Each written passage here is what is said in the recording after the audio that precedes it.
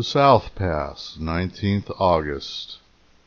With renewed spirit, despite a somewhat hard struggle with the mosquitoes, we set out at the respectable hour of 5:45 a.m.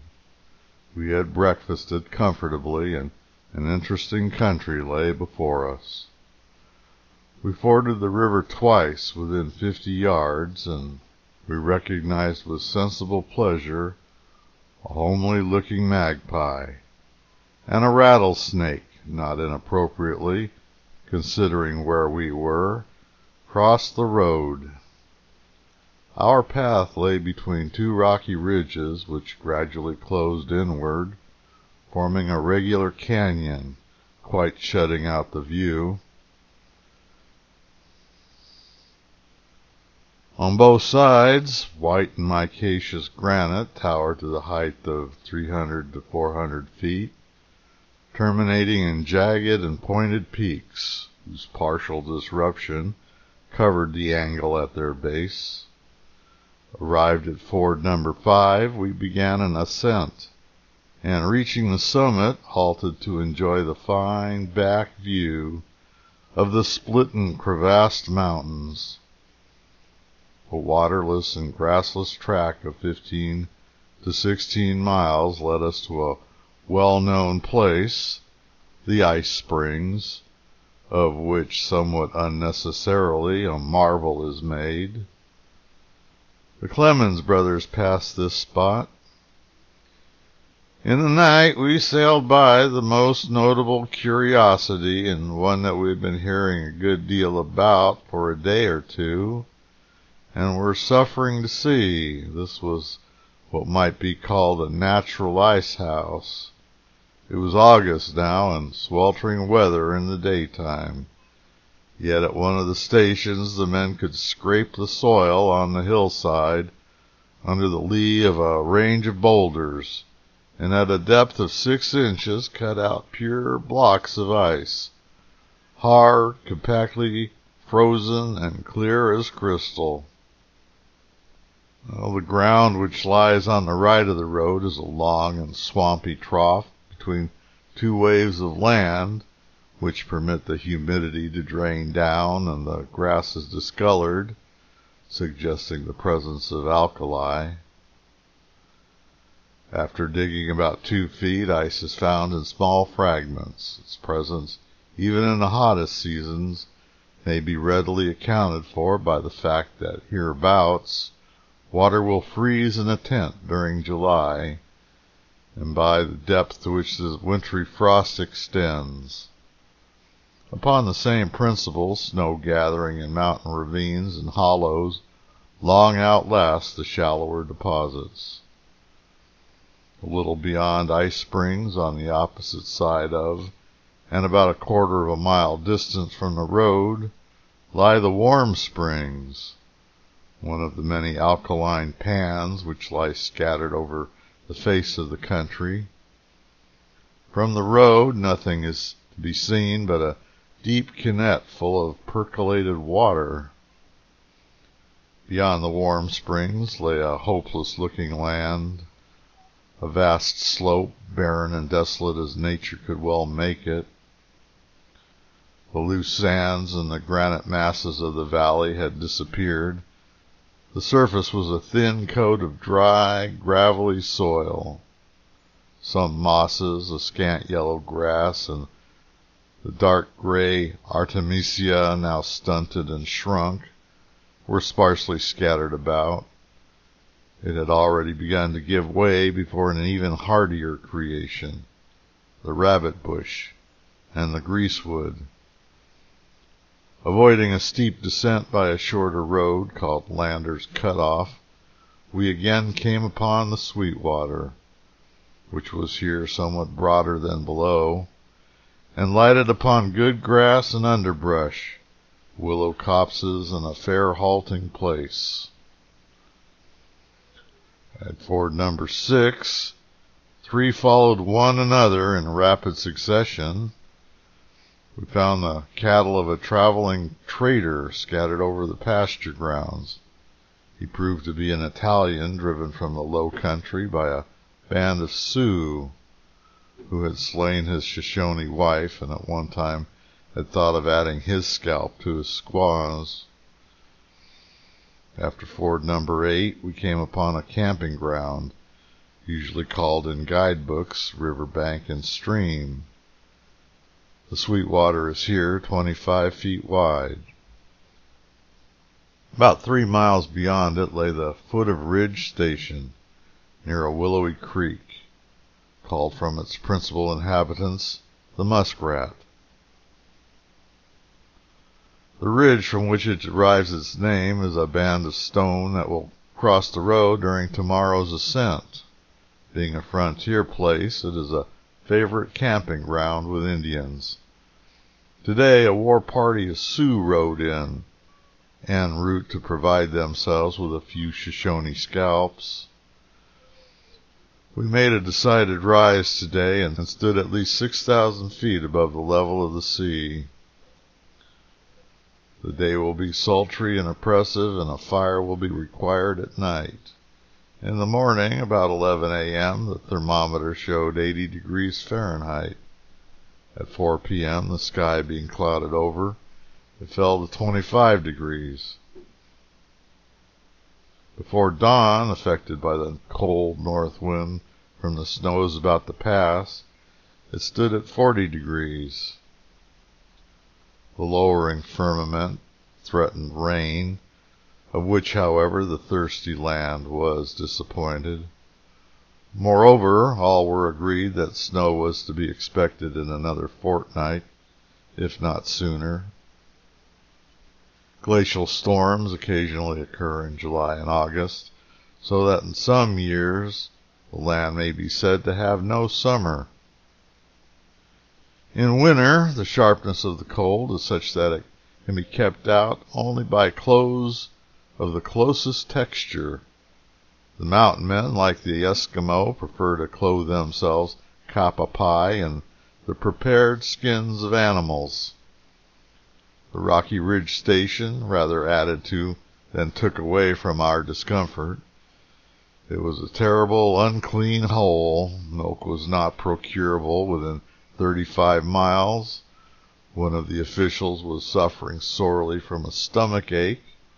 There was no sugar, and the cooking was atrocious.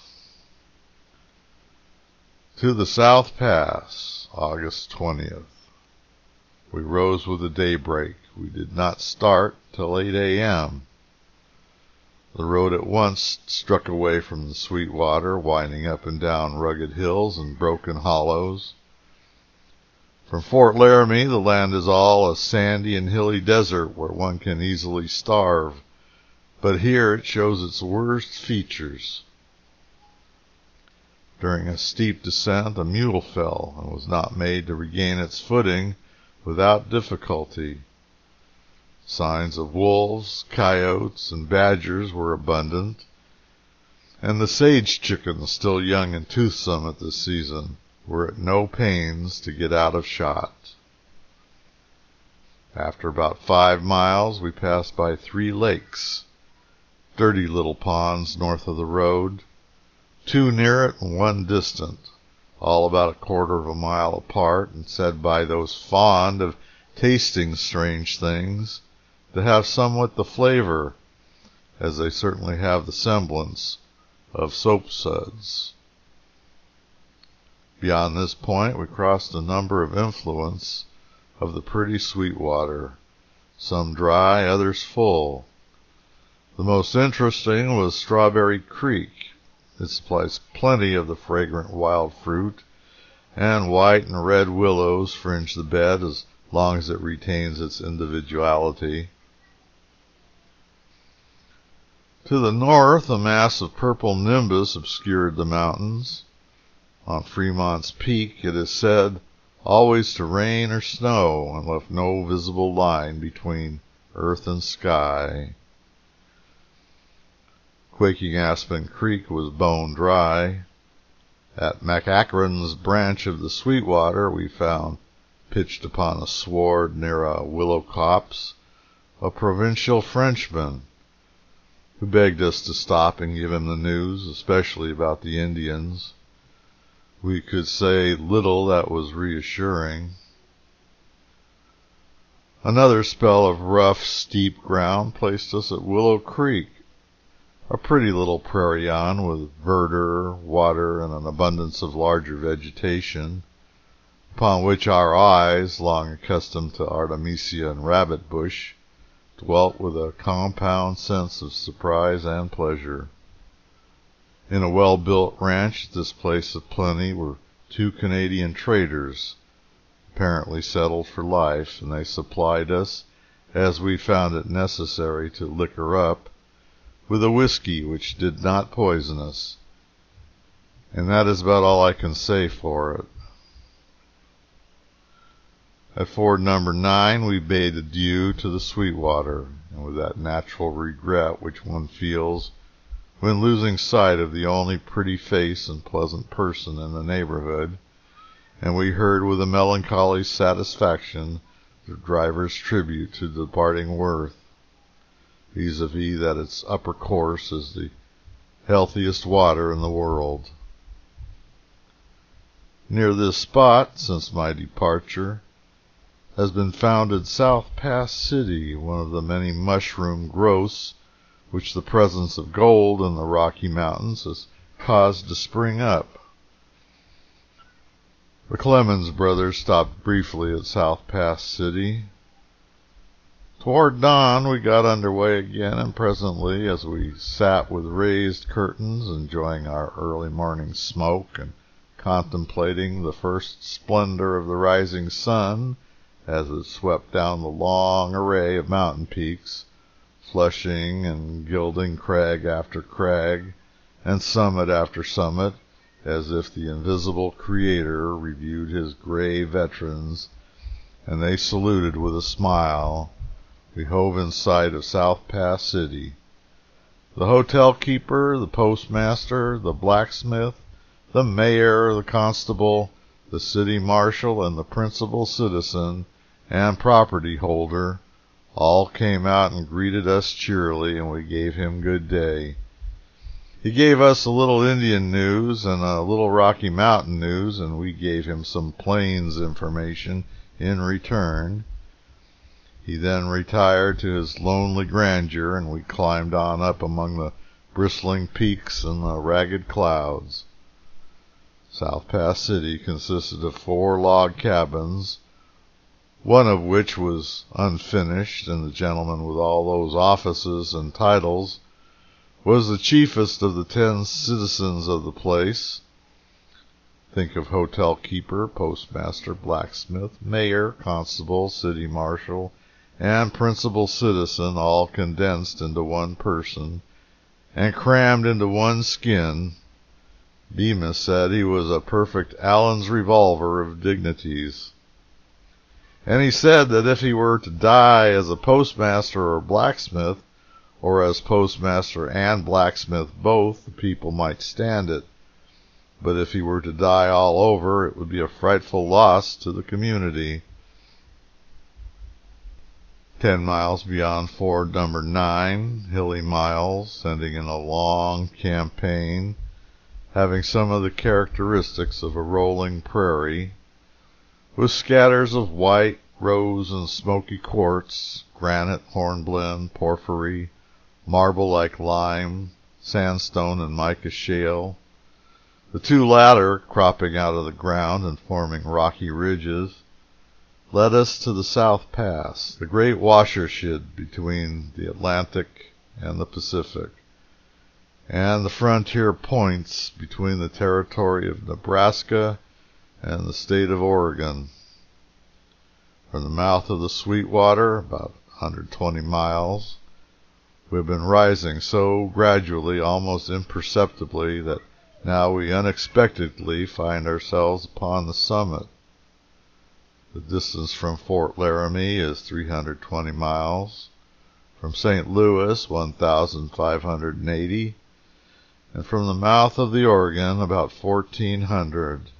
It is therefore nearly midway between the Mississippi and the Pacific. The dimensions of this memorial spot are 7,490 feet above sea level and 20 miles in breadth.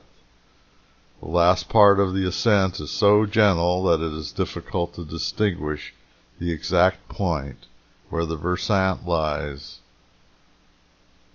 A stony band crossing the road on the ridge of the tableland is pointed out as the place, and the position has been fixed at north latitude 48 degrees, 19 minutes, and west longitude 108 degrees, 40 minutes.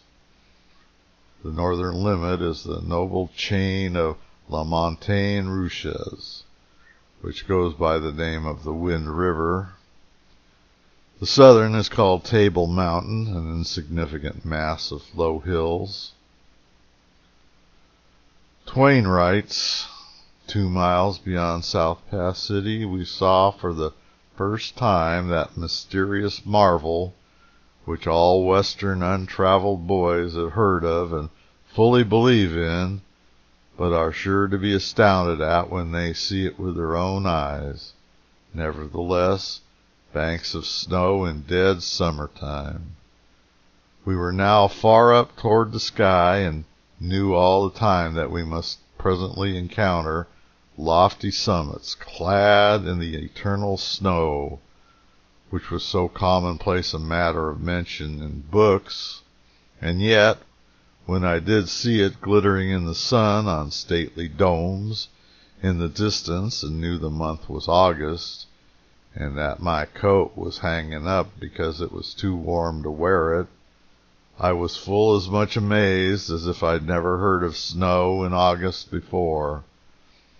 Truly, seeing is believing, and many a man lives a long life through thinking he believes certain universally received and well-established things, and yet never suspects that if he were confronted by those things once, he would discover that he did not really believe them before, but only thought he believed them. A pass it is not. It has some of the features of Thermopylae, or the gorge of Killiecrankie, of the European St. Bernard or Simplon, or the Allegheny passes, or the Mexican barrancas. It is not, as it sounds, a got between lofty mountains, or, as a traveler may expect, a giant gateway opening between cyclopean walls of beetling rocks that rise in forbidding grandeur as he passes onward to the western continent. And yet the word pass has its significancy in that new world, where nature has worked upon the largest scale, where every feature of scenery, river and lake, swamp and forest, prairie and mountain, dwarf their congeners in the old hemisphere. This majestic level-topped bluff, the highest step of the continent, upon whose iron surface there is space enough for the armies of the globe to march over, is the grandest and the most appropriate of avenues. A watershed is always exciting to the traveler. What shall I say of this? Where on the topmost point of American travel you drink within 100 yards of the waters of the Atlantic and the Pacific Oceans, that divides the doorways of the west wind from the portals of the sunrise. On the other side of yon throne of storms, within sight, did not the Sierra interpose, lie separated by a trivial space the fountain heads that give birth to the noblest rivers of the continent, the Columbia, the Colorado, and the Yellowstone, which is to the Missouri what the Missouri is to the Mississippi, whence the waters trend to 4 opposite directions: the Wind River to the northeast, to the southwest the Sweetwater and the Platte, the various branches of the Snake River to the northeast, and to the southwest the Green River that finds its way into the Californian Gulf.